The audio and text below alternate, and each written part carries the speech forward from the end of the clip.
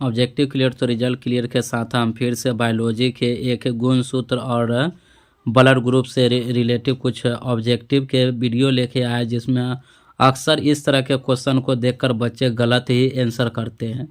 और इसी से बचने के लिए हम गुण सूत्र और ब्लड ग्रुप से रिलेटिव ऑब्जेक्टिव बना रहे हैं, ताकि इस तरह के वीडियो को देखकर बच्चे कोई भी कंपटीशन के एग्ज़ाम हो या किसी तरह का स्टेट बोर्ड के आप एग्ज़ाम दे रहे, इस तरह के क्वेश्चन को अब आप गलती नहीं कर सकते। चलिए बिना समय गवाए हुए हम अपने विषय वस्तु की तरफ चल रहे हैं। मानव के लिंग गुण सूत्र, ठीक है। तो लिंग गुण सूत्र दो प्रकार के होते हैं, एगो एक्स होते हैं, एगो वाई होते हैं, ठीक है। अगर एक्स वाई रहेगा साथ में, ठीक है, तो बच्चे लड़के पैदा होंगे, ठीक है। माने समझिए कि लड़के में यानी पुरुष में गुणसूत्र एक्स वाई पाए जाते हैं और स्त्री यानी लड़कियों में गुणसूत्र एक्स एक्स पाए जाते हैं। तो एक्स एक्स गुणसूत्र स्त्री में पाए जाते हैं, एक्स वाई गुणसूत्र पुरुषों में पाए जाते हैं, ठीक है। तो लिंग गुणसूत्र कितने प्रकार के होते हैं? दो प्रकार के होते हैं, एक एक्स होते हैं, एक वाई होते हैं।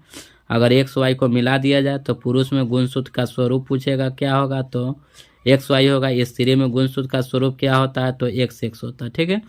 तो क्वेश्चन आप पूछ सकता है ऐसे कि मानव के युग्मक में, युग्मक के मतलब जोड़ा, युग्मक के मतलब जोड़ा होता है, तो मानव के युग्मक में लिंग गुण सूत्र की संख्या कितनी होती, तो एक। अगर यही क्वेश्चन पूछेगा कि मानव के कोशिकाओं में लिंग गुण सूत्र की संख्या कितनी होती, अगर कोशिकाओं में लिंग गुण सूत्र की संख्या पूछेगा तो 2 होगा। अगर युग्मक में लिंग गुण सूत्र की संख्या पूछेगा तो 1 होगा, ठीक है। उसी तरह से मानव के युग्मक में अलिंग गुण सूत्र की संख्या कितनी होती है, तो 22। अगर मानव के कोशिकाओं में अलिंग गुण सूत्र की संख्या पूछे तो कितना होगा, 44। अगर युग्मक में अलिंग गुण सूत्र पूछेगा तो 22। अगर मानव के कोशिकाओं में अलिंग गुण सूत्र पूछेगा तो कितना होगा, 44। उसी तरह से क्वेश्चन पूछ सकता है कि मानव के युग्मक में गुण सूत्रों की संख्या कितनी होती है, 23। अगर युग्मक लगा दिया तो समझिए कि जोड़ा में पूछ रहा था। मानव के युग्मक में गुण सूत्रों की संख्या कितनी होती है, 23। अगर क्वेश्चन पूछेगा कि मानव के कोशिकाओं में गुण सूत्र की संख्या कितनी, तो 46, ठीक है। युग्मक में पूछेगा तो 23, अगर कोशिकाओं में गुण सूत्र की संख्या पूछेगा तो 46। अब रूधि वर्ग से हम संबंध जानते हैं, ठीक है। रूधि वर्ग का खोज किया था कार्ल लैंडस्टीनर ने किया था, जो रूधि वर्ग को 4 भागों में बांटा था, रूधि वर्ग ए, रूधि वर्ग बी, रूधि वर्ग ए बी, रूधि वर्ग ओ, ठीक है। तो रूधि वर्ग ओ को कहा जाता है सर्वदाता, जो सभी को ब्लड दे सकता है। सर्वदाता के मतलब सभी को दान दे सकता है, ठीक है। और रूधि वर्ग ओ में पाए जाते हैं एंटीबॉडी पाए जाते हैं, ठीक है। माने एंटीबॉडी जिसमें पाए जाएंगे उसमें इम्यूनिटी पावर ज़्यादा होगा, माने रोगों से लड़ने की क्षमता ज़्यादा होगा।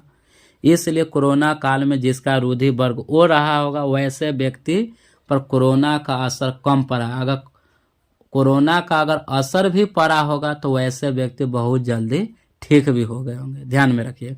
तो रूधि वर्ग ओ को क्या कहा गया, सर्वदाता कहा गया। सर्वदाता के मतलब जो सभी को ब्लड दे सकता है। रूधि वर्ग ओ को ओ में एंटीबॉडी पाए जाते हैं, क्या पाए जाते हैं, एंटीबॉडी।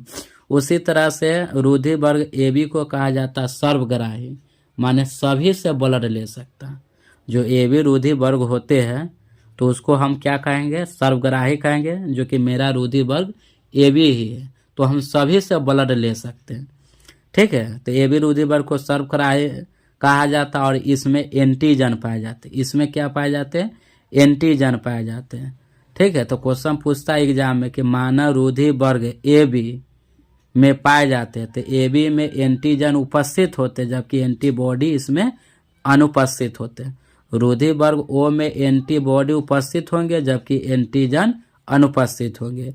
तो इस तरह का क्वेश्चन आप लोग ध्यान में रखिएगा, गुण सूत्र से भी रिलेटिव क्वेश्चन को ध्यान में रखिएगा। अगर वीडियो अच्छा लग रहा है तो चैनल को सब्सक्राइब कीजिए और ज़रूर लाइक कीजिए। लाइक करने के बाद आप सब्सक्राइब नहीं किए तो सब्सक्राइब कीजिए और अपने मित्रों यानी दोस्तों और रिलेशनों तक इस तरह का वीडियो को पहुंचाए, ताकि किसी तरह के बोर्ड के एग्जाम में इस तरह के क्वेश्चन को गलती न कर सके और गलती से बचे।